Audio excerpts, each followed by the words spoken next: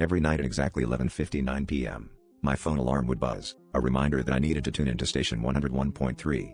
It was a ritual that began purely out of curiosity when I stumbled across a thread discussing a radio station that only came alive at midnight.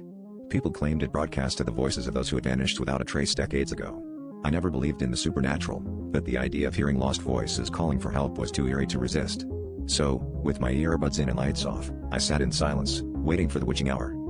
The first time I listened, I heard nothing but static, and I almost laughed at the absurdity.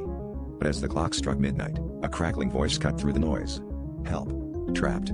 Can't find the way back," it pleaded, sending chills down my spine. Night after night, the voices grew clearer, each with their own story of disappearance, each begging for rescue.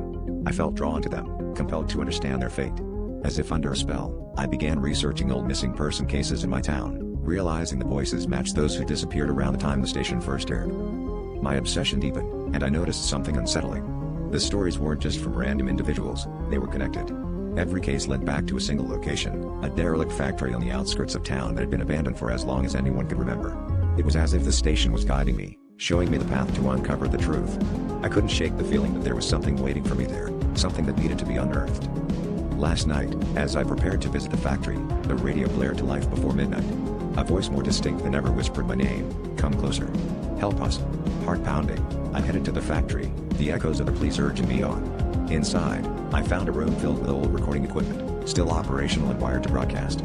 But the most chilling discovery was a dusty mirror with a faint glow, showing reflections of people who weren't there. Suddenly, I realized, the station wasn't just broadcasting pleas for help, it was a portal, trapping souls in a loop of despair.